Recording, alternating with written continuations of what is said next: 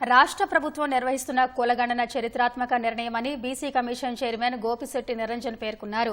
లగ్డీ కాపుల్లోని హైదరాబాద్ జిల్లా కలెక్టరేట్లో తెలంగాణ వెనుకబడిన తరగతుల కమిషన్ ఆధ్వర్యంలో బహిరంగ విచారణ జరిగింది. కులగణన ద్వారా తెలంగాణలో జీవిస్తున్న అన్ని కులాల సమగ్ర వివరాల సేకరణతో వారి అభ్యున్నతికి రాబోయే రోజుల్లో ప్రణాళికబద్దంగా చర్యలు తీసుకుంటామని నిరంజన్ తెలిపారు. బహిరంగ విచారణలో అనేక సమస్యలు, విషయాలు వ్యక్తం చేశారని, సర్వే ద్వారా సేకరించిన సమాచారం లోతుగా పరిశీలించనున్నట్టు నిరంజన్ వెల్లడించారు. కార్పొరేషన్ లేకపోవడం వల్ల మా కట్టెకానుగలు కట్టుకోలేని పరిస్థితుల్లో మా గాండ్ల కులస్తులు ఉన్నారు.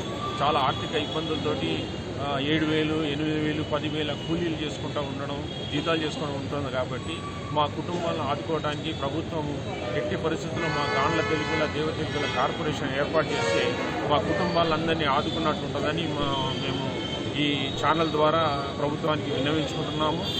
బీసీ బి నుంచి బీసీ ఏకు మార్చాలని, చాలా పేదరికంగా కూలీ నాలి చేసుకొని బీడీలు చేసుకొని అది ఇది ఉంటున్నారు. వాళ్ళకి అసలు ఏం చేయాలో అర్థం కాని పరిస్థితి ఉంది. కాబట్టి రిజర్వేషన్ కోటాలో కూడా మాకు చాలా ఇబ్బందులు అవుతున్నాయి. కాబట్టి బీసీ బి నుండి బీసీ ఏకు కూడా మార్చాలని కూడా ప్రభుత్వాన్ని కోరుతున్నాము.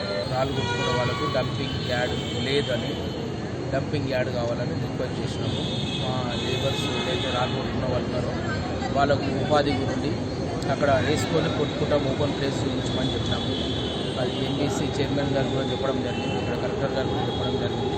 వాళ్ళ దృష్టికి తీసుకెళ్ళి మా కుల స్థితిగతుల గురించి కొంచెం ఆలోచించండి, చూడండి సార్ అని చెప్పి రిక్వెస్ట్ చేసినాం.